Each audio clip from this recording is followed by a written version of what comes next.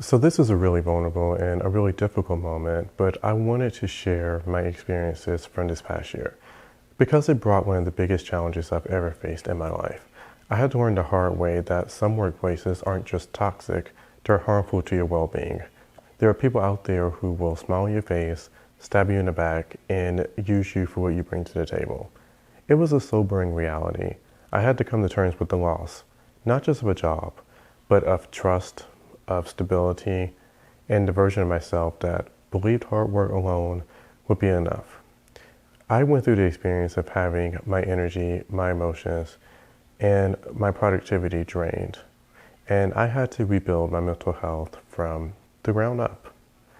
I had to unlearn the narratives that I had been told and the pressure that had been put on me. And I had to learn what manipulation looks like in a workplace. I had to start all over and learn what it was like to trust myself again, not to listen to somebody just because they're in a place of authority.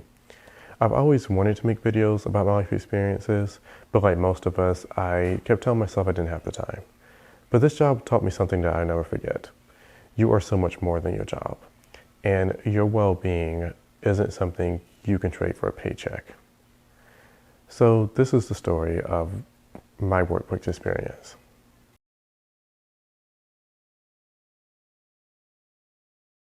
To start off, I've changed the names of all the people I'm referring to in order to protect privacy. I also won't name the organization. With the way things are going, I believe all of this will be exposed. But that day isn't today, so I'll withhold the names of the people in the organization. So I'll start the story from the beginning. I had a hard time finding a job after getting my master's degree, and for years I struggled. I applied to hundreds and hundreds of jobs over the course of years and just didn't seem to get any leads. I had taken a job at a local university that really had nothing to do with my degree, but it was something to get me by, and the process was incredibly frustrating. I began to feel discouraged after a while. I eventually applied to this job from an organization I saw online. The organization advertised itself as something that dealt with health and wellness in the community. I interviewed with the executive director. We're just going to call her Jane. Jane interviewed me for a position and offered me that position. Now, truthfully, I was applying for this job and a different job at the same time, and I wanted the other one, but I didn't get it, so I decided to go with this job. Regardless, I was excited about being able to move on in my career. Jane and I had a lot in common. We were both alumni from the same university. She said this would be a boost to my career. She also connected me with her daughter, who went to school where I got my master's degree from. And I did notice that there were some small things that were off about this organization.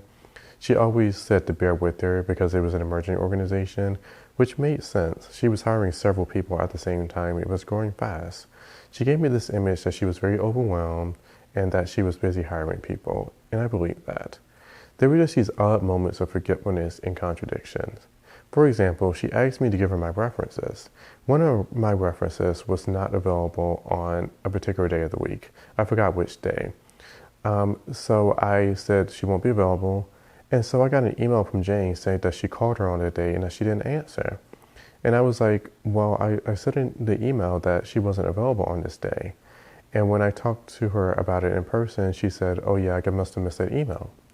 And I was like, that just seems odd. And there wasn't really an apology either. But, she said she was overwhelmed. I believe it. I believe that she was probably forgetful and had just forgotten that I said that in the email. So yeah, there were those small contradictions that didn't seem significant at the time. I just thought that it was a sign of somebody who was overworked. I also wanted to talk about my commute because it was a very important part of the story. So this area was about an hour north of my house. So we discussed if it was commutable for me or not.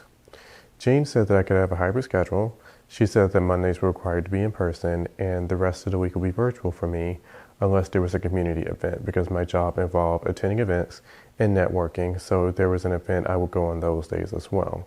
I had email communications of this and I was under the impression that I would be driving 1 to 2 times per week.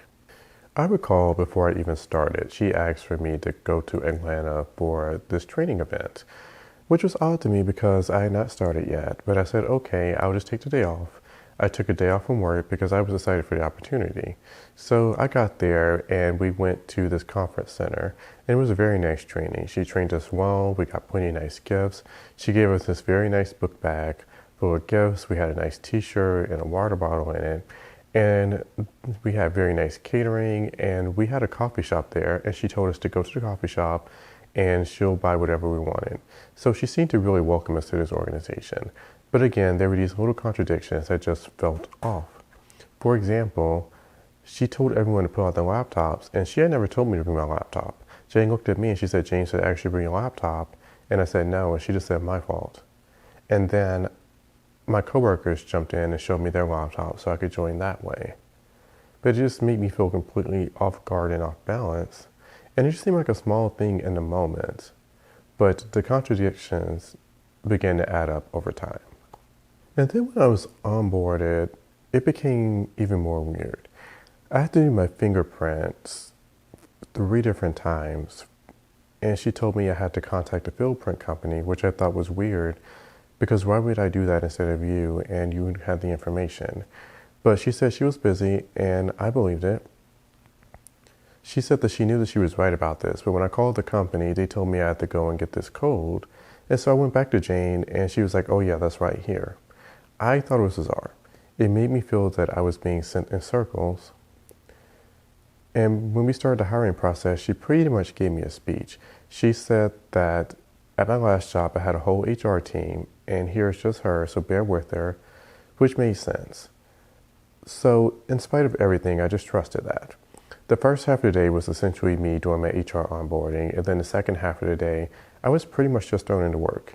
I remember I got connected with information about her services, and she looked at me and she laughed and said, "That's your job," which again was odd.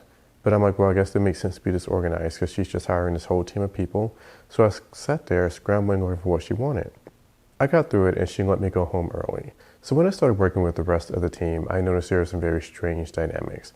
As we started working, we were all very qualified employees, but I began to notice these little contradictions that didn't seem like a big deal at the time, but they add up. I remember one of my coworkers, I'm going to call her Adrian. Adrian knew from the beginning that something was wrong about Jane because she was ranting about her constantly. Even though she didn't have the full picture, she just said her instincts told her that something wasn't right about her. And at the time, I didn't understand what she meant. I remember one example of a contradiction. We were in a meeting and my manager, we're going to call him Drew. Drew said that they were working on a film together. He said that he knew I had an interest in film, and he spoke up and said, "Can James join us?" And Jane said yes. I was right there in the meeting, so I heard that. A few days later, Adrian called me ranting, and she was like, "Do you know we were in a meeting?" And Jane snapped at us, and she was like, "Who said James could be in this meeting anyway?" She was so alarmed. At one point, she called me, and she was like, "James, what's wrong with this woman?" I don't know if I've ever heard such alarm in someone's voice. I thought it was bizarre. But I said, well, maybe Jane forgot what she said. Adrian, by the way, did not last very long. She called me so stressed and said she may have to leave this organization. A couple of days later, we got an email saying that she was no longer with us. People say all the time that they were going to quit. But when she actually quit, I was concerned. And I didn't know what to think of it. And then there were some very shady things going on with the treatment of Drew.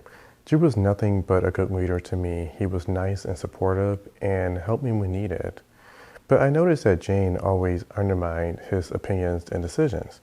It left me feeling confused and disoriented. There are many examples, but I remember one example in particular. There was this training that I was supposed to go to, and Drew said that he wanted to come and support me because I was still new. Then he told me that Jane told him at the last minute that he had to go somewhere else and that was not a good use of his hours. I was so thrown off. I was like, what? He's my supervisor. Of course that's good use. And then get this, I was supposed to be building connections. I met with this lady from a local chamber, and we were going to have a meeting. And it was a big deal because we all agreed that she was a powerful connection and she had a lot of contacts for us. Again, Jane was undermining Drew's decisions. Drew and I agreed to meet at a library, which had been done before because our office is small and disorganized. But Jane contradicted him to say to use our office because she wants it to be seen as a community space. The office was so junky, I didn't understand. I explained to this lady that we were just spring cleaning. Then minutes before the meeting, I got an email from Jane saying that Drew was no longer my manager. I was so frustrated and confused and upset. I was like, why was I not consulted about this? Why was I not asked? It was bizarre. I literally had to get it together really quickly before this meeting. And Drew, being the class act that he was, came to the meeting anyways. We asked questions and she was happy to work with us. In spite of everything, I sucked it up and I had my meeting. At this point, the pattern was not clear to me yet. Drew rightfully complained about his experiences to HR. We're going to call the HR lady Audrey. After going to HR, he suddenly disappeared for a week. And then my coworkers told me that he was suspended with pay. And I'm like, that doesn't seem to make sense. And then when he came back, he said, James, I know you're smart and you figured this out, but Jane and I are going through some challenges. And I'm like, I don't know what to think about this. It just seems odd that he goes to HR and then he was suspended. I didn't know how much of this was rumors, but I did see the way Jane was treating him and I knew something was off. With that moment, I kind of told myself that I would just never go to Audrey. Hold on to that thought because that comes up later on too. I remember clearly at our staff meeting, Jane and Drew had some serious tension in the air. It was palpable. A few days later after this meeting, we got an email saying that Drew was no longer with us. I was so confused. Just imagine, this guy who had been nothing but good to me and a good community member was gone. What could have been so bad that it led to his firing? And then what I also remember is Jane making a speech in the email saying that she will not answer any questions about this because it was deeply painful to her. When Drew left, he looked at me and he said, watch your back, listen to your gut. And I was so alarmed because it did not feel like a normal thing that an employee says to you. Like, office politics are one thing, but I've never had anybody say that to me before. The red flags were just flying. But after Drew left, things were pretty stable, if you could call it that. Jane had always been nice to my face. She was friendly and pleasant. It seemed that she was happy to have me on that team. At that point, Jane was my direct manager. She pretended to be happy and supportive to me, but there was a pattern that I did not recognize at the time. When she was my manager, she did not provide any of the support that Drew did when I was setting up my monthly meetings, and I had 2 of them every month. There was a lot of coordination that had to be done. Go to the office, get supplies, get the catering, and then go to the venue and set things up. Drew would help with the catering, which was a huge help. So I had to drive multiple places to get the supplies and the food because Jane wasn't supporting. I went to Jane and asked if there was anyone that could help me, and she was like, I'm sorry, there's not. And she was like, can I ask you what's so hard about that? I'm like, yeah, I have to go to multiple places to get these different items to set up the meeting, and it's very taxing. Another thing that I found was odd was that they were pretty much limited to event venues that were free. So we mostly used the public library. Now, when I went to this library, of course, I lived out of the county and I was told that I had to get a county card. I went to Jane and she was very aggressive and was just like, I don't have time for that. She was like, you have to figure it out. You have to come yourself or get one of your contractors to help you with that.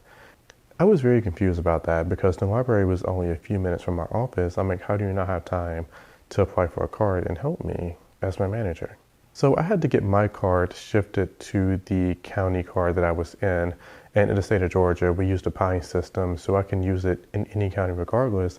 But it was an incredible hassle, and it made it more difficult for me to do my job.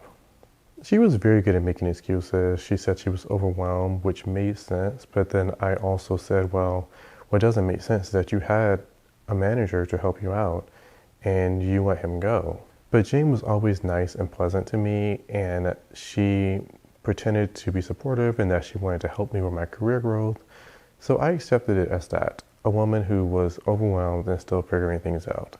I accepted this organization as just that, this organization. But Jane was always nice and pleasant to me, and she pretended to be supportive and that she wanted to help me with my career growth. So I accepted it as that, a woman who was overwhelmed and still figuring things out. This time, my coworker, we're going to call him Jack, was hired. Jack was very skilled in outdoors work, and he did a lot of community work. Right around that time, maybe a month after he was hired, Jane asked me to speak at an event. Now, of course, this was very intimidating for me. I'd only been at this job for a few months, and I said that I didn't feel prepared for that yet, and I had a lot on my plate. And she said, okay. A couple weeks later, she sent an email saying that Jack was going to do the public speaking. Now, this was surprising to me because he had just started, so in our meeting, Jane announced that he was going to speak at the event, and then she said with a really aggressive tone, she said, "James said he's not ready yet. He's ready, but we're going to go with Jack anyway." And I was so thrown off by that. I was like, it felt that she was trying to pit me against him. I had explained that I had a lot on my plate, and it felt that she didn't respect that. So Jack did do a great job of speaking, but it just made me think, this woman is willing to throw things on people without any preparation. I mean, it's one thing to get experience, but this was a big thing. It was a public speaking event, and it just seemed that she was throwing things on people. And for me, I thought that what she said was wrong, but I thought it was just a moment of passive aggressiveness. I thought the comment was inappropriate, but I thought she was just in a bad mood. I did start to see that Jane was a little two-faced. And another moment that stood out to me was one of my coworkers when I met with her and the entire team. We're going to call her Brenda. Brenda did a lot of cooking, and she was very nice and a good cook. She did presentations and things like that. So at one point we were talking about how Brenda needed support, and she kind of knew that I was good at cooking, that I like cooking and like baking, and she kind of said that she wanted me to help. And I said I didn't know if I could do that because I had a lot on my plate. And then Jane was just like, "Who all thinks James should help Brenda?" And everyone raised their hands. And I was so taken aback. I was just so confused, and she started handing me a manual. And then one of my coworkers stood up and she said, "Well, I think James thought you all were joking." And I kind of laughed, and I was like, "Yeah, I thought you were." And then Jane laughed, and she came and took my manual, and she was like, "You let me give you this expensive manual and you thought I was joking." So I was like, wow, she would just throw stuff on you without any regard whatsoever for your boundaries. So anyways, there were those odd couple of moments within this time period, but overall, for the most part, it seemed like it was smooth sailing. So I really didn't know what to make of that. I didn't know what to make of the people dropping, but I would just focus on myself and what I was doing. At this point, there was this huge event that Jane wanted, and I didn't have any event planning experience, but she said it would be part of my job. And she told me the workload, and it was very overwhelming for me. And she claimed that she would support and help me. But at this point, I began to really see just how deeply problematic the rabbit hole goes. One of my many tasks was to handle this fall event, and Jane said she had this big vision for it. She wanted 500 people and 50 vendors.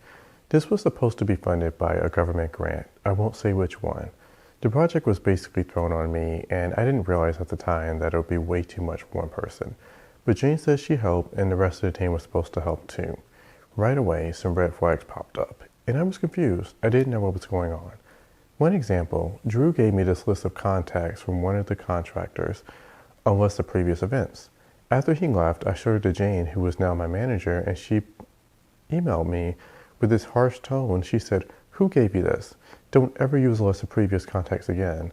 It was very aggressive, and I asked her why, and she said she didn't want to cross events and didn't want the event to feel extractive. So now I was expected to find 50 vendors completely from scratch. I asked for support, but the instructions were always vague. Jane had a tendency to be vague in general, which I thought was just her personality. She had trouble communicating. At one point, I tried to be proactive. I asked if I could attend an event to meet vendors there, and she replied back and said no, because it would not be a good use of my time. She said a simple Google search would be enough. I didn't know anything about cold calling at the time, so I just started cold calling vendors, and barely anyone responded, and I became extremely stressed over the months. It wasn't until months later, when my next manager was hired, that I finally realized I had too much on my plate. During this time period, Jane hired a new manager. We're going to call her Sherry. Sherry had previous event planning experience. She took one look at everything and said, "This is way too much." Towards the end of the event, she sent a firm email saying, "James has too much on his plate. This is unreasonable." That's when Jane called me and she said, "I don't want to make you feel like you're doing this by yourself." But that's exactly what had been happening. Jane had this weird habit. She said I was supposed to be independent, but whenever I made decisions, she randomly insert herself and get confusing instructions. One moment that stands out was during a conference we attended. There was a panel there, and James said, "So James, we're going to have this big panel with speakers," and started giving me all these random instructions, and then walked off. I was confused. I looked at one of my coworkers, and she said, "Don't let her confuse you."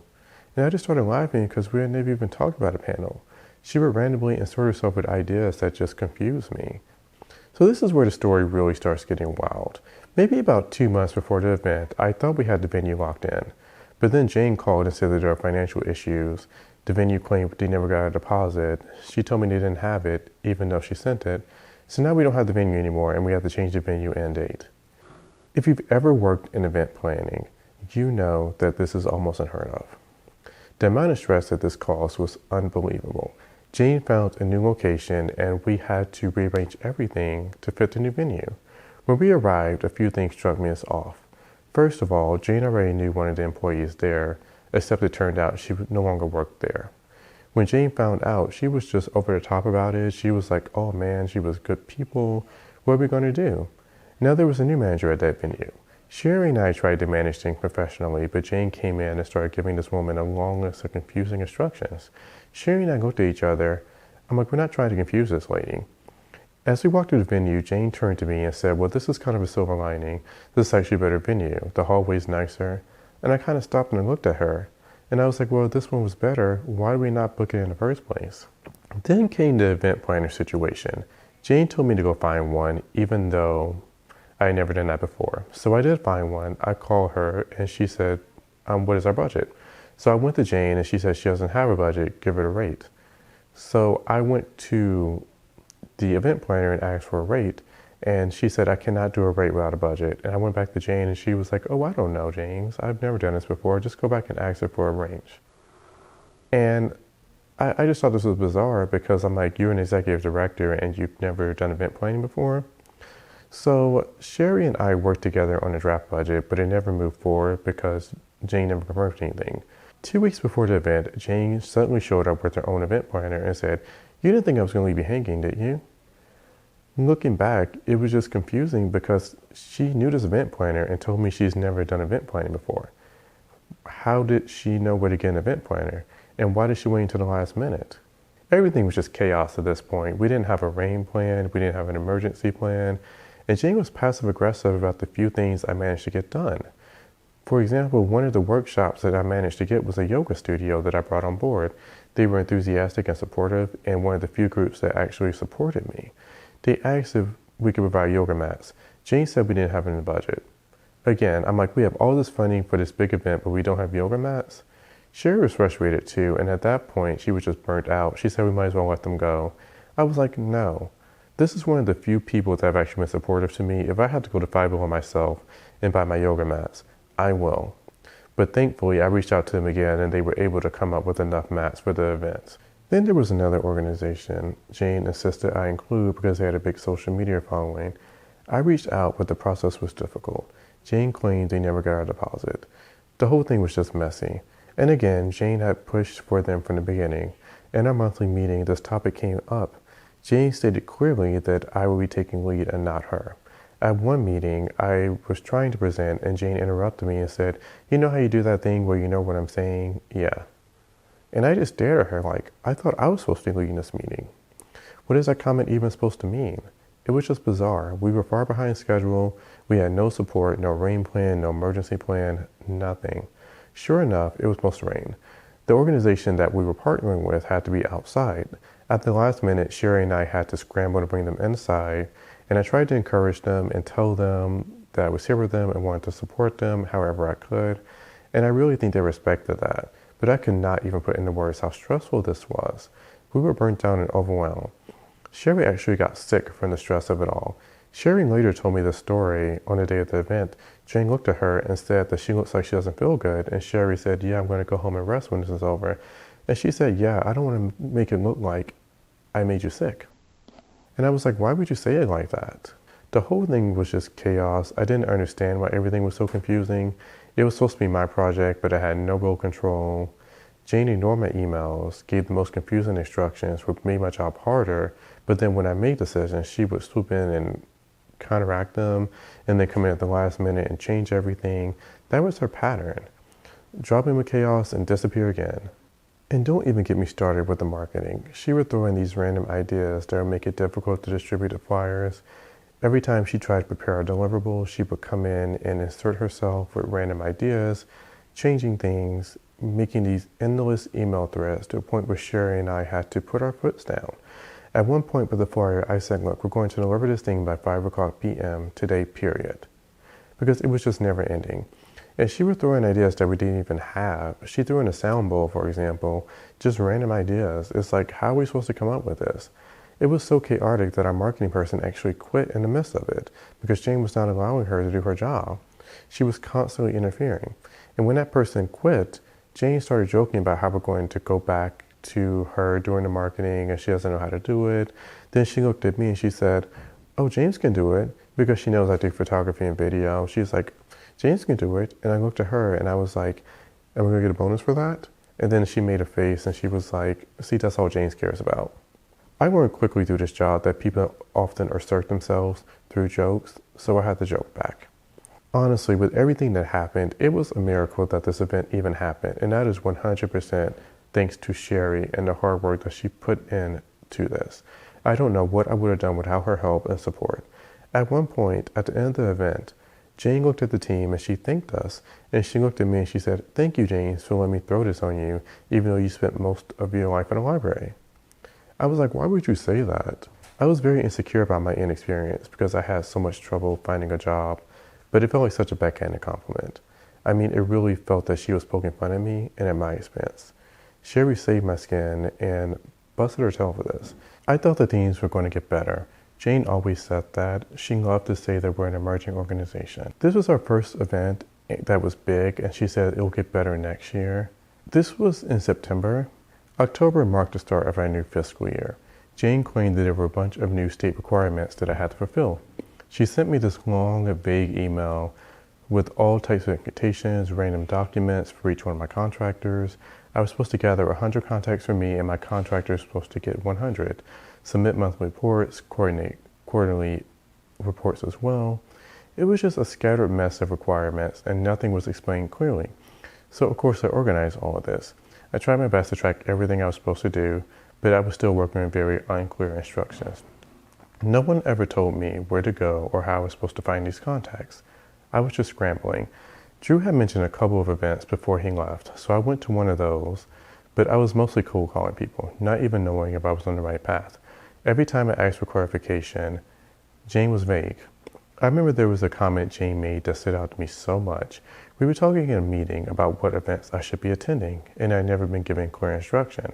I had still been going to the same meetings that Drew had pointed out to me, and at this point, he had been fired a few months already. So one of them was these local community wellness meetings. They were actually very informative, and I learned a lot through them. And so we brought that up in the meeting, and Jane was like, when you go there, you need to gather as many contacts as possible. And I said, well, it's oftentimes the same people that are there every month. And she said, well, I would just stop going. That was unsettling to me. I'm like, why would I stop going? This is actually informative. This is what I should be knowing. And I'm supposed to be building community as a community organizer. That was bizarre to me, but it just really stood out to me as an odd comment. I did what I could. I found contacts and added people to the list. I struggled, especially when the winter months came along because there weren't as many events happening. I reported that to Sherry and she passed it on to Jane. So I thought the communication was clear.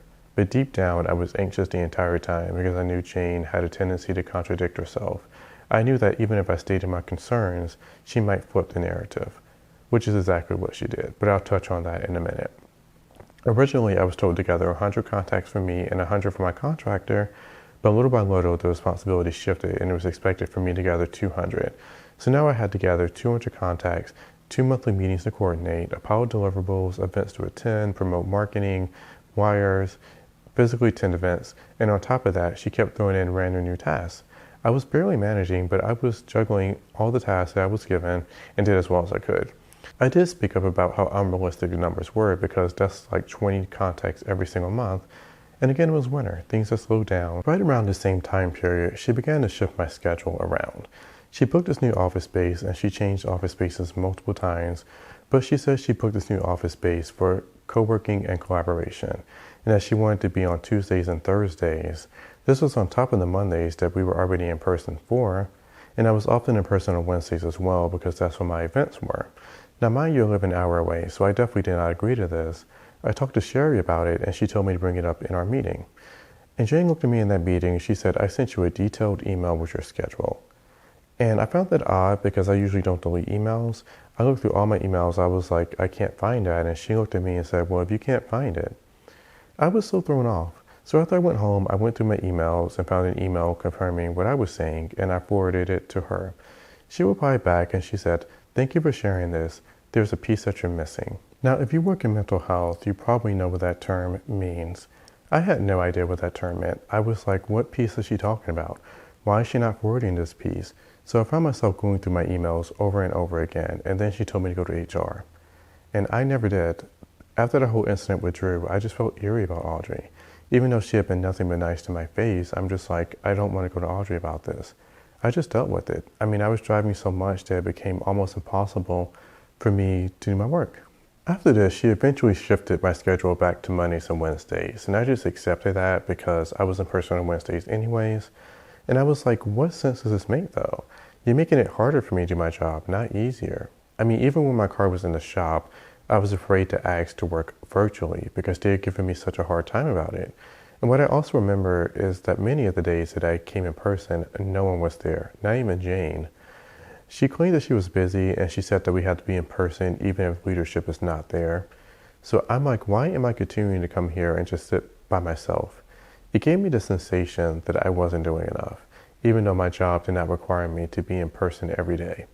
Jane pretty much started saying that she wanted me to be in person every day. She said that explicitly to Sherry. I'm like, that's not what I agreed to, but also I had so much remote work. It took me at least 2 or 3 days to do all the documents and deliverables that I mentioned. So it wasn't even about the drive. It was just the amount of work that I had on my plate. I remember at one time, I texted one of my coworkers who lives in the area, and she had already quit by this point. And she was frustrated for me. She was like, why are they making you drive if you're not even collaborating? She was like, you might as well make use of your time. Do you want to go for coffee? And I laughed. I was like, sure. I texted Mike, who was one of my leadership members. I said, Mike, since no one is in his office, I'm leaving to go for coffee. It was ridiculous. And I also noticed that in this time period, she was adding more and more tasks to my plate. For example, I was supposed to do this set of volunteer program work and hire new volunteers, which in itself was a job.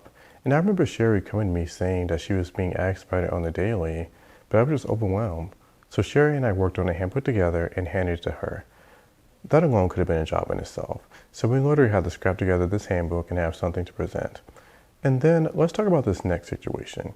Jane ordered several hundred of a supply that was very large. I won't say what it was because it's associated with a brand, but I was just floored. I'm like, what are we going to do with all these items? We don't even have space for all this. So Jane set up a day where the team was supposed to put all these in the office, and I still remember the face that the delivery driver made when he delivered them. He was just flabbergasted. Mike and I were the only 2 people that were actually able to show up. Jane came, but she got there late. We had to unload 250 of them into the offices, and she said the rest were at her house. And I had to think to myself, how did we get all of these? And like, where did they come from? Where was the grant coming from? We had no details. So Jane started having these programs, and she started having me responsible for creating them and implementing them as if I didn't have enough on my plate. And the program that we came up with would have only given away a small fraction of these items. And I remember at the end, one of the final emails that she sent me, it was vague, and it was like, all these hundreds of things, James, how are we going to get rid of them all? We're moving out of the office soon. I'm just like, how is that my responsibility? I didn't order them. So I just noticed there was this thing of piling more and more work on my plate. Then out of nowhere, Jane started calling me out in meetings, claiming that I wasn't in the community. At first, I thought it was a misunderstanding, so after one of those meetings, I emailed her to clarify. I explained that I'd made 10 events and offered some ideas to find more. Sherry backed me up too. Jane replied with the longest email I've ever seen. I mean, it was a mile long. She listed all these events I could have been at, all these vague directions, but in that long email, not a single thing was actually helpful. It was all vague criticism. When I talked to her in person again, I reminded her that I'd been in the community. She looked at me and said, well, I'm hearing from my people that we're not. And I thought, am I supposed to be at every single event in the city? I was so confused. But here's the thing that I only see in hindsight. She only ever said this stuff in public. That pattern did not click for me until later. I noticed that any time I asked for clarity in private, she told me to talk to Sherry, so I did. Sherry knew I was doing my job, but in front of the whole team, Jane would say the opposite, undermining me and Sherry in the process. It made no sense. Sherry eventually pulled me aside and said, James, there's this narrative being pushed about you that you're not in the community, And it's not true. At first, I continued to think this was a misunderstanding. I kept sending emails, speaking about my work, but those messages were mostly ignored by Jane. So I kept my head down and focused on proving myself through work. And then the performance review happened. I walked into the performance review nervous because they said that I would be the first employee to get a review because I was the longest employee. Jane, Sherry, and Mike were all there. Mike was one of the leadership members. Mike said that all three would send their reviews simultaneously. But Jane didn't send hers right away. She sat at her computer looking busy, so I said, "Weren't you supposed to send one?" And she goes, "Oh yeah, I wish you were reminded me, but you didn't know." That struck me as odd. It seemed like she was typing away at something. So when I finally saw the reviews, Sherry gave me positive feedback across the board. She gave me constructive criticism, but overall acknowledged my work. Jane's reviews are mixed, and for the community engagement session, she gave me a 1 out of 5. She claimed she had given me all this support and listed events I could have gone to, but the thing is, she was referencing events that weren't even relevant to this fiscal year, and we were talking about this fiscal year. She also cited an October event that was optional, and I had no idea I was supposed to be there. It was just bizarre. And then Mike started echoing some of Jane's criticisms, and I remember wondering where was this even coming from. Then some of the criticisms were completely false. She claimed that I didn't turn in the volunteer handbook, which I absolutely did. And then she also criticized my speech. And that was a big deal because at the beginning of my job, I have mentioned that I had a hard time speaking up and speaking clearly because of anxiety, and I have a diagnosed anxiety disorder. But she brought all of that up in the meeting, and I'm like, did you forget? I mean, it felt like she was really grasping for straws to criticize me and to hold things in my face. After the review, Sherry was as frustrated as I was. And I sent a long, detailed email explaining that I needed support and clarity and didn't get it, even though I've asked for it multiple times. I explained how vague things were and how unfair some of the criticism felt, especially because I stated that I was struggling to get contacts in the winter months. And I reported that. Mike replied back and gave me some networking tips. Not super helpful, but he did respond. Jane did not respond at all, which was just wild to me. You give me all this public criticism, and when I ask for support or feedback privately, you go silent. Of course, I'm the type of person that look for solutions when there's a problem. I don't just sit with it, I try and fix it, but I started noticing a pattern in how Jane was reacting to my solutions. One example was the CRM idea I came up with. This actually happened before the performance review, but it ties into the bigger picture. I had gone to a networking event in Atlanta for my own personal development. Now, I live in Macon, so that was an 1.5-hour drive back home, but I made the trip because I wanted to connect with people. After my in-person day at work, I just drove north to Atlanta since it was already in that direction. I had met this guy, we're going to call him Jay. He worked with a social media company, and he was very excited to work with me because he wanted to help nonprofits. And I was like, great. We didn't have any type of marketing team right now, and I was trying to manage 200 contacts on my own. This felt like it could help. Still, I was a little self-conscious because I know how back and forth this organization could be. They didn't follow through on things. But Jay seemed enthusiastic, so I said, let's set up a meeting. I got Jay into a meeting, and he showed me the software. He asked a bunch of questions about how we manage contacts, the social media strategy, and things I just didn't have the answer to. I just played it off, and I said, well, that's for someone else on the team. I assumed Jay knew these details. But it hit me later on that we had no real infrastructure for managing these 200 contacts. We were a small nonprofit team and we didn't have the tools. So I was thinking to myself, how are we going to gather all these contacts? How is a small team supposed to support these contacts? I thought Jay's software could help. So I brought Sherry into a follow-up meeting and Jay gave us a full presentation. It was so professional, well organized, detailed. I was not used to that level of clarity. At first, Jane seemed open to it, but later she completely reversed it and said that she was no longer open to CRM because if you're not meeting these people in person, then you shouldn't be doing it virtually. That was confusing to me because I was like, I met Jay in person. I went out of my way on my own time at my own networking event to bring him in. That was the response that I got? Here I was trying to solve the very problem she kept criticizing me for, this whole not being in the community thing, and I was not acknowledged or given anything positive. It was just more dismissal. Another example was this very popular networking platform that I discovered on my own because of an external partner that I connected with. I never heard of it, but once I explored it, it seemed like a great tool. You could search by city or by category and join groups based on interests. You could click connect, and if someone connected, you could send them a pitch. I thought this is perfect. No more cold calling. If they're open to connection, they'll respond. but the free version was very limited, like 5 connections a month.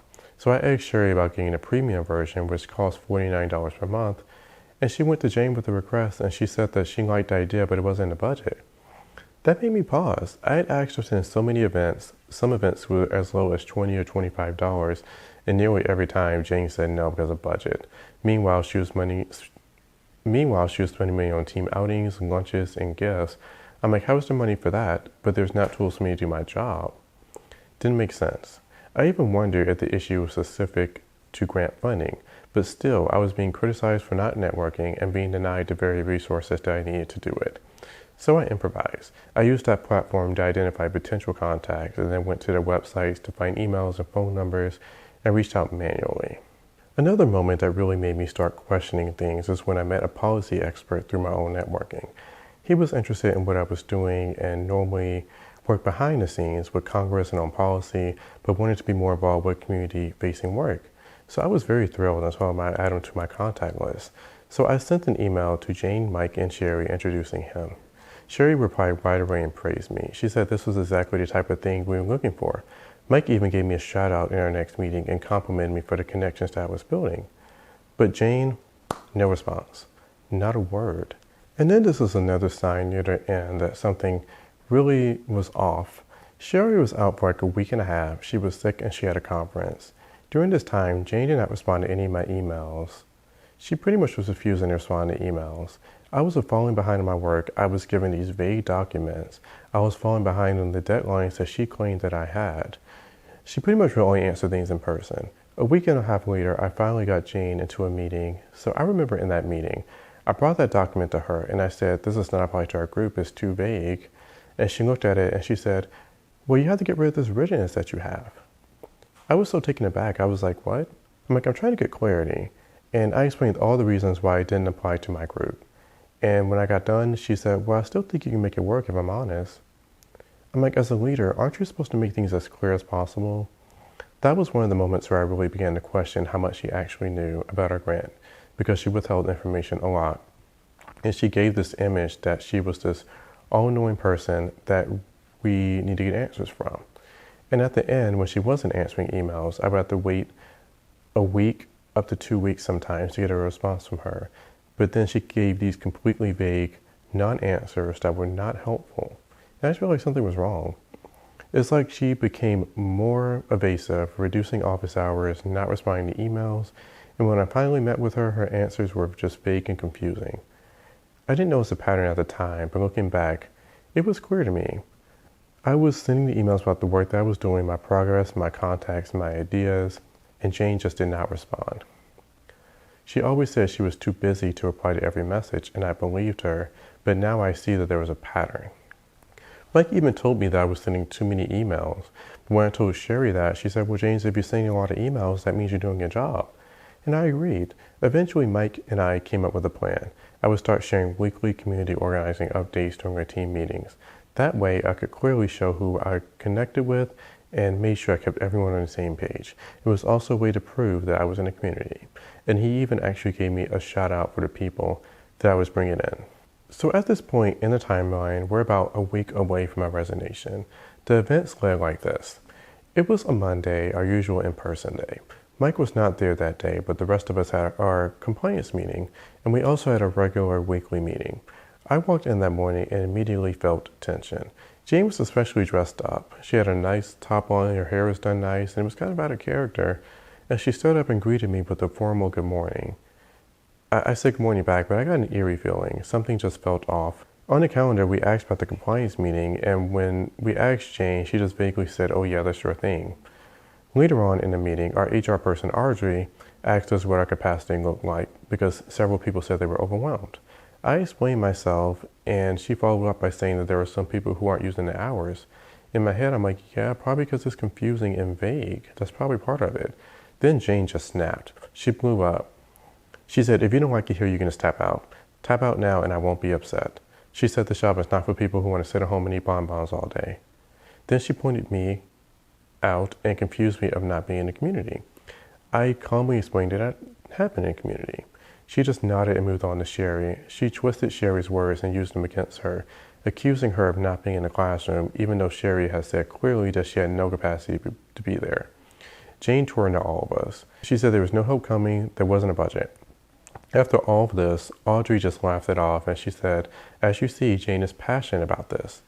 I'm like, "Are you serious? You literally just experienced your executive director snap at all of her employees and you laugh it off." I knew in that moment that she was only there to defend the organization and that I was right about her all along. After the meeting, I just sat there and I was just stunned. I sat in a chair and I was just stunned. I realized that it was not a disorganized workplace after all. There was something much darker happening here. This entire time, Jane had pretended to be listening and accepting to our feedback, but then she just turned a complete 180. Another very important point here is that when she was snapping at us, she said that the administration is looking for any excuse to cut funding, and I sat there and I was like, how is that our fault? Why do you have such an attachment to this funding? Nonprofits lose funding all the time. I just thought it was strange. Afterwards, Sherry got emotional. She looked at me and said, "I don't know how you've been here for over a year. If I were you, I would be in my breaking point." I really had to sit with that. I had known this place wasn't getting any better, but that was the moment where I finally knew that it wasn't just disorganized. It was completely toxic. Jane had pretended to be open, to value our feedback, but she showed her true colors that day. At that point, I knew it wasn't a matter of if I was quitting, it was when. And I almost quit that day. The only reason that I did not quit because I had a couple of events the following week that I was looking forward to. But I literally sat there in that office and drafted a resignation email and saved it. That same day, I had texted Jane and asked her if I could speak to her about her comments. She said yes. That was around 2 o'clock, and I know for sure that I saw her car in the parking lot. I texted her again around 4 o'clock because I had not heard back, and she said she had left that office a long time ago. And I said, well, I could instead just talk over the phone. Got no response. So I then decided to send her an email. In that email, I referenced positive feedback from Mike and other partners. Jane just replied with a long, vague, disorienting message criticizing me for even sending the email, saying it should have been handled during office hours, except she had started reducing those too. She had deflected completely, and she said it's not about the numbers, it's about whether they're a good fit. She said it's a both and thing. She said it was vague. She said use Sherry as your guide. And then the only thing she said about my comments were, if my words were inappropriate, that was not my intent. A complete non-apology. She had reduced her office hours from weekly to bi-weekly. And so at that point, I would have had to have waited a week and a half for me to speak to her. And then after this happened, she actually reduced it even further to once per month for 30 minutes. Because I texted her and asked her to speak with her during her office hours, and she said they're now only on the first Thursday of the month. So from once every week to once a month for 30 minutes. In that same email thread, Sherry gave me a strong defense, saying that I am in the community full stop. She said that she strongly dislikes this narrative that I've not been in community when that has not been her experience with me. So after that crazy email thread, I texted Jane and asked to speak further about this. And she said, please refer to Sherry. Said, or we can all meet together so we don't keep going in circles. I was completely rubbed the wrong way by that. I'm like, you're undermining Sherry publicly, but tell me to refer to her privately. At that point, I was just confused. I told myself she'd be glad I haven't quit it yet. But I knew this job was not going to last much longer. Jane always said we're an emerging organization to bear with me, but nothing was getting better. Despite the big grant, the new hires, the big vision, nothing was being done right. I had been job searching for months and hadn't found anything yet. Still, this wasn't as disorganized anymore. I knew it was hostile. Jane's email was just so vague, I just put it in the ChatGPT just to make sense of it. And when it came back, I knew something was just terribly wrong. It said that the email was evasive, it was dismissive and manipulative. It confirmed everything I was suspecting, but I couldn't articulate. Everything about that email was off, and I began to realize that the rabbit hole just goes so much deeper than I thought that it did. Because that moment made me reevaluate my whole experience. And after that, she became a lot more evasive, she reduced availability, she made it almost impossible to contact her. Now, I mentioned that there were events I was looking forward to. One of those events was a networking event with the platform I mentioned earlier. Keep in mind, I found this with no help from my job, completely on my own. I discovered they were hosting this in-person networking event, and it was free. Sherry approved it. It was at a local bar, a really nice place, good energy. They hosted a speed networking session where I met at least 30 people. 10 of them were completely perfect for our organization. I felt I was finally building a network on my own terms. I had several follow-up meetings lined up for the next week or two. And around the same time, Mike had finally approved my professional development plan, something I had been requesting for months. Sherry and I outlined how many events I could attend every month. I felt excited. I was finally getting traction. The event gave me ideas. The evening events were productive, and one of the connections I made even invited me to another event in Atlanta the following week. I started putting more events on my calendar, webinars, seminars, policy events. Sherry told me I had free reign for anything that was free, so that helped me feel empowered. The last time that I saw Jane in person was at a Capitol event. She mentioned it in a memo, but gave me no details. I replied that I'd go. That weekend I texted for more information, but she sent a passive-aggressive response about how things are changing all the time and she can't tell me until the last minute, and I could cancel if I wanted to. Then she sent another long text about how I would have to utilize my FTE work by telling people at the Capitol about my community work. I'm like, okay, I asked if I could go under my timesheet and you said yes, but at the last minute you giving me all these confusing instructions. But I showed up anyway. She said that she would be there at 8:30. But she didn't get there till 9:30. She wore a very bold outfit. She showed up late enough to miss the entire meeting content. She only pretty much took pictures.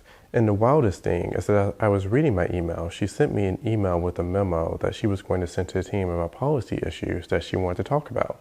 But she didn't do that. She did not talk about policy issues whatsoever. She literally showed up so late that she was just there to talk people and be in pictures. She gave me vague instructions over text that kept me running around in circles throughout the building, so I could not do anything until she got there. Even the people at the help desk did not know what she was talking about.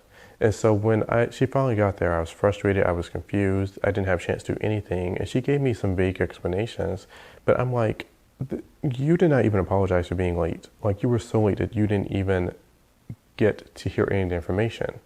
It felt like I was her prop. The upcoming Monday was President's Day. Mondays are usually the in-person days and where all the drama happened, and Tuesday was going to be virtual. So I was happy we wouldn't be having in-person meetings this week. On Tuesday, we only had a brief 30-minute team meeting and my meetings for the networking event.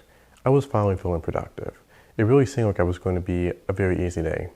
Then I got a text from Sherry randomly saying that she was fired. I don't even know how to explain the moment, what I felt in the moment. It just felt that I just had this dark feeling all over me. It felt that I was being consumed in darkness. Sherry defended me. She carried the organization on her back and burnt herself out for this organization. Why was she fired?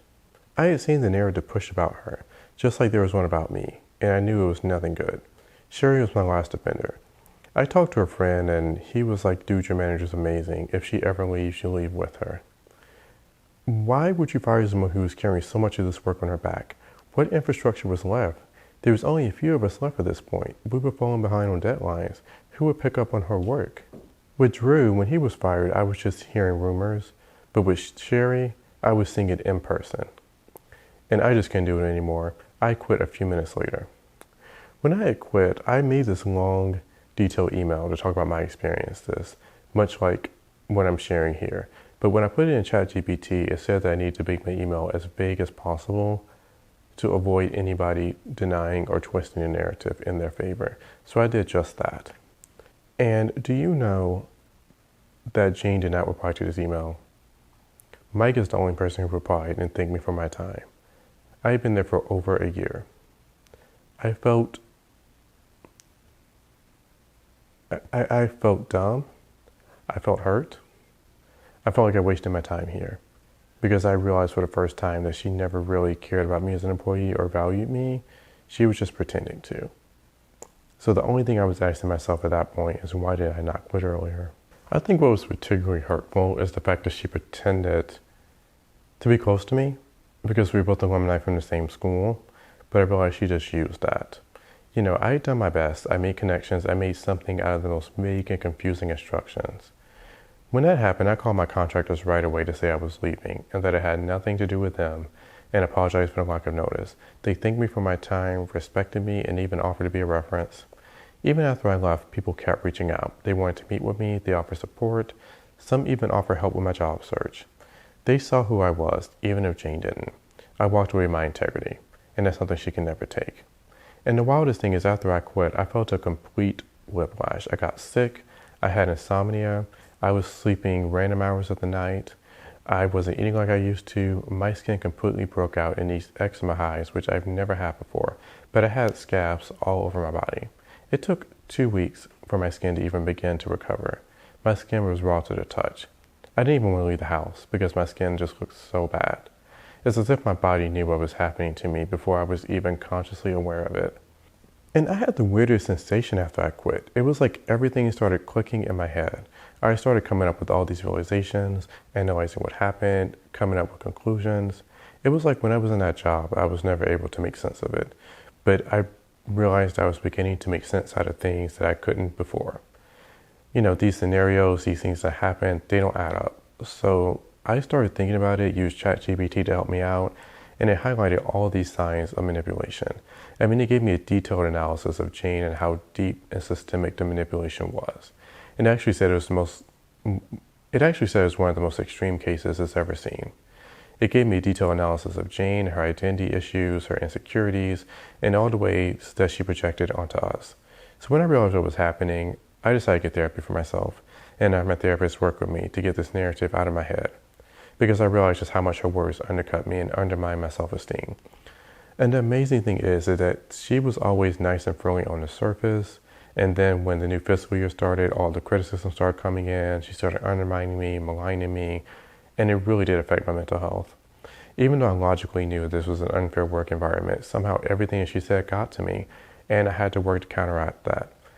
I had to look at the silver linings, like the growth I've had professionally and all the connections I've made, and to give myself positive affirmations that counteracted her narrative. So, I want to highlight some of the signs that I've seen of manipulation and narcissism. Now, I'm not a therapist. I should say that first off. I'm not a licensed mental health specialist, but based on my own experiences, my therapy experiences, and my research, this is what I come to terms with. There are all these subtle signs of abuse and manipulation that you may not have heard of. The first one is love bombing.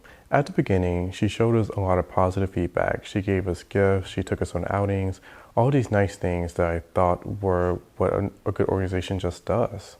You know, in a lot of good organizations, that's what people do, but based on my experience, I believe it was love bombing. Then there's withholding validation or recognition. Jane always said she didn't have the ability to answer every email, but looking back at it, there was a clear pattern. Anything that was positive that I sent, proving I was in a community, she ignored it. But she replied to emails when it benefited her, where she could twist in her favor. That pattern was clear. She criticized me with vague criticisms, but didn't acknowledge the positive. That is simply not a leader. It was harder to see because where she was nice at first, but then the compliments just disappeared. Another one is gatekeeping, withholding information, resources, and she was always good at making excuses. She would claim she wanted to start fresh. You know, she claimed she didn't want to be extractive, it wasn't in the budget, all these different excuses, but when you see the pattern, there's an obvious pattern of making it more difficult for me to do my job. She also withheld financial information, like basic financial information. I realized in hindsight that I never got an email from the state about my work. She always rewrote it in emails, and a lot of times it was vague and unclear. And those expectations shifted over time, which led me to my personal opinion, which says she was lying about the state's requirements. That's just my opinion. I don't have proof of it, but the behavior shows it. In the situation with the supply specifically, I realized I was never told about the grant funder at all whatsoever. My coworker said they didn't even get a budget for basic programming. You know, in a nonprofit, the team should always know what's going on with funding. So many things about this, the 200 contacts, the 100 supplies, revolve around image and what looks good on paper. And I realized that was the priority here, image. And then at the end, there was some more obvious manipulation that was happening. The moment where I went to Jane and actually clarified a comment she made about me, she told me to go to Sherry or have us meet together so we don't keep going in circles. That's triangulation. We were both clear in our stances, so in other words, she was trying to divide us, and she was trying to make Sherry side with her so I could be kept down. And then another sign that's obvious to me now is goalpost shifting. It wasn't until I used ChatGPT for that email that I realized that Jane was shifting the goalposts. When she snapped at me for not being in the community, and I proved that I was, all of a sudden it was no longer about the number of contacts, it was about the quality. That's classic goalpost shifting. If you change the goalposts, if you change what you're saying, it gives the person a sensation that they're never doing enough. So it keeps them spinning in circles so that they remain in control over you. And another one that I'm going to mention here is blame shifting. This was more obvious near the end to me, but when we spoke up for ourselves and said that we were overworked, all of a sudden it was our fault. We didn't use our time well enough, we weren't doing enough. She was pointing the finger to everyone but herself. I was talking to one of my coworkers about this experience, and she was so confused. She was like, why would she do this? Did she want to sabotage herself?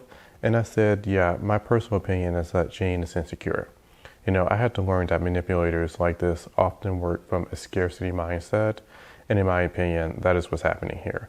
They believe that if you get credit, you get validation and recognition, that there won't be enough left for them. So they will put other people down to keep themselves on top. And again, that's just my own opinion, but that's why I believe Jane operated this way. I believe she wanted to be the one that was on top and for no one to outshine her because she was insecure about anybody outshining her and getting credit. But the thing is, this behavior is absolutely sabotage because in order for an organization to run well, you need your employees to perform well. And when you perform well, that is a reflection of you as a leader. Jane did not understand that. So the result was high turnover and burned out employees. And the rabbit hole around this topic goes deeper, but I will leave it at that. I had to quit without another job lined up to protect my mental health. And my therapist told me, you made the best possible decision. She was right. No salary, no benefits, none of it is worth your peace. People like Jane are dangerous, not because they're openly cruel, but because they smile in your face and stab you in the back. They pretend to mentor you, care about your hobbies, laugh with you, and it's all front. But I know the truth now, and I know that others will eventually see it too. I had to walk away, and I did, with my head held high. But the thing about integrity is that it oftentimes is where you have to wait for your blessings and benefits to come. You suffer in the short term by making the right decision, but you know you'll benefit in the long term. Versus someone like her who benefits in the short term. I've seen people praise her, I've seen articles praising her and her work, but in the long term, it will not last. It's only a matter of time before people catch on. And in fact, people are already catching on because I've heard people ask about the turnover. So people in this community, in this county, they see what's happening, even if they don't have the full picture yet. You know, Jane is still seen as this great leader, but one of these days her image will collapse. And when that happens, I will be a lot more comfortable revealing the true name of this person. But as of now, I will just keep her name withheld to protect myself, because this is the type of thing that people don't believe until you see it yourself. When I saw it, it was a shock to my system. So imagine all the community partners out there that know her and work with her and just have no idea how she treats people behind the scenes. You have to let people discover this stuff in their own timing. And when they do, I'll be able to talk about this person and tell them who she really is. I think the most amazing thing about this story is what happened after I quit, as far as my relationships. I was really devastated because I had worked so hard to try and find solutions to my roadblocks, and I was finally meeting people. I was thriving, getting out there in the community, and building myself up, not just professionally, but for my personal career as well. And I was afraid that the people I met would not want to talk to me anymore. But several people reached out to me and showed their support, and they wanted to help me. And they said how much they appreciate me, how much they like me, and how much they wanted to help me out and find a new job. They totally understood. At that networking event, I met a lady who worked with conflict management, and I talked to her, and I remember joking with her saying, we need you here. But I wasn't really joking because we needed her. And I sent an email to the team saying that she'd be a great fit for the organization. Of course, Jane did not respond. But I found out after I quit that she placed a nomination for me for the Local Business Person of the Year. The platform had a local business person contest, and she put in a nomination for me. And at the time, at the list of organizations in the best of the county, we were at number 6. I mean, the sheer contrast between the narrative that was being pushed in front of me and the positive feedback that I received from everyone else is amazing to me. And when I told Sherry about that moment, she said that she wasn't even surprised. She said I was good at my job and there were obvious issues with that organization, which obviously in the past year, turnover was ridiculous. Over 10 people were either fired or quit from this job in a small organization in the past year. And at the end, Jane was blaming all of us still. That is one of the core traits of narcissism, the inability to look inward. You remember the organization that I mentioned from our big event where I tried to be as professional as possible and they had a big social media following? So after I left, I was talking with them and they actually had a big event that was happening for this part. They had 6,000 RSVPs and asked if our organization wanted to partner with them. And I was just floored. I'm like, this would have been a huge opportunity for us. And not only that, but they actually had subsequent events that were coming up that could have gone to our area as well. That could have been a huge partnership. And I just went back and told them I left the organization and referred them to my contractor. But think about it. This whole narrative that I was in the community and yet still I was getting opportunities even after I quit. That was not the only one either. And this is something I only see in hindsight, but Jane's criticisms were always vague. When she started shifting goalposts, she said it wasn't about the number, but about the quality, that this select strategy, all these vague criticisms, but she didn't point specifically to any context that I've made that I could do better with. A leader would point specifically to what they want for you to improve on, but instead she held these vague criticisms over my head.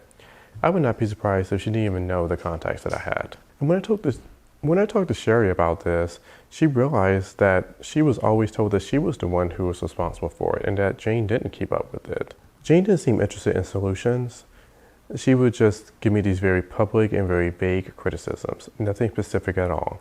And it undermined me, but it also undermined Sherry. And I think that so much of Jane's behavior was really to undermine Sherry and her self-esteem so that she would side with her and agree on this narrative that wasn't true at all. Because if you make somebody question themselves enough, then they will start doubting themselves and their own perceptions. Jane was not looking for solutions. She wanted to believe this narrative. She wanted to believe that I was not in the community and not doing my job.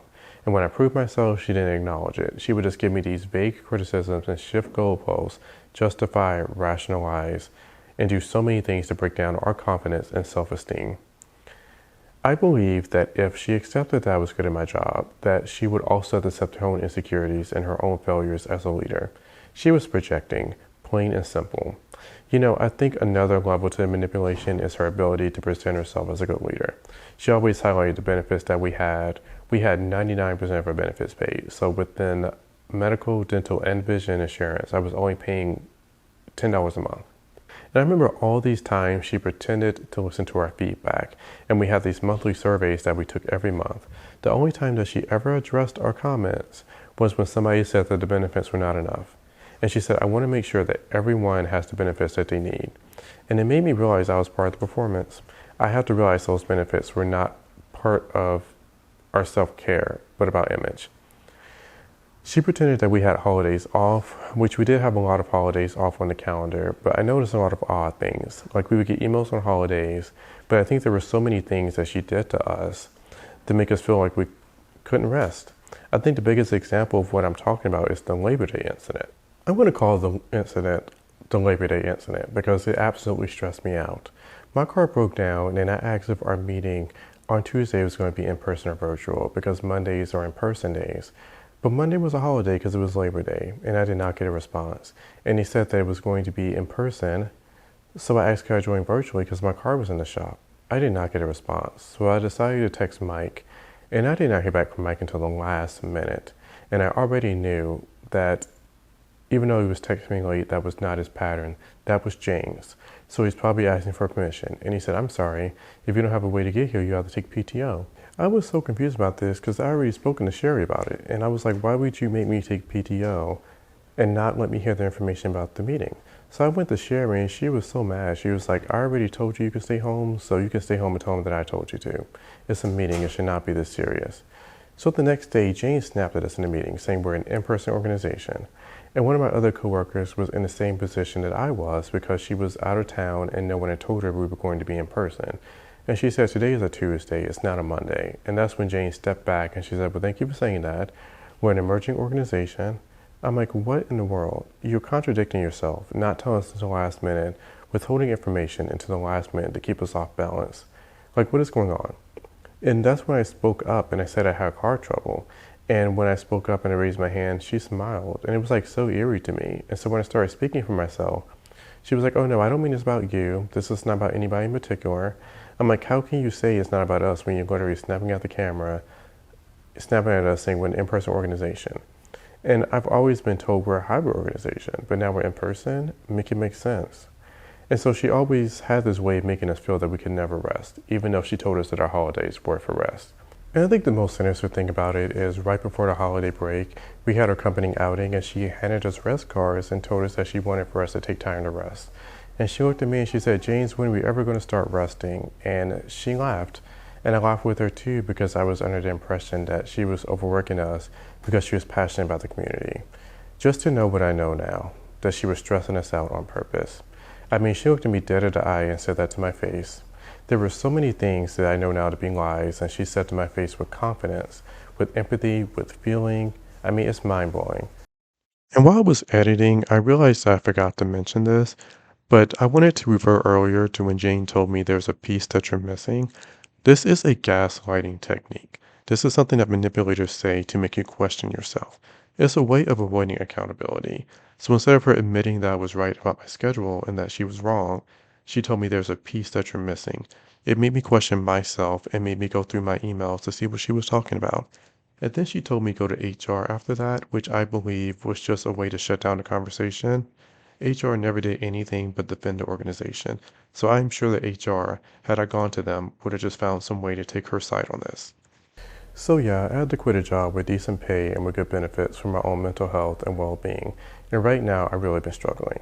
It's just been very hard for me to tell people that I've been unemployed after all the work that I have been putting into and having a hard time finding a job. When I took this job, the people at my last job were so happy for me and supportive just to find out what I was really sucked into. And it feels like I have to start over. But at the very least, my therapist told me to look at the silver lining.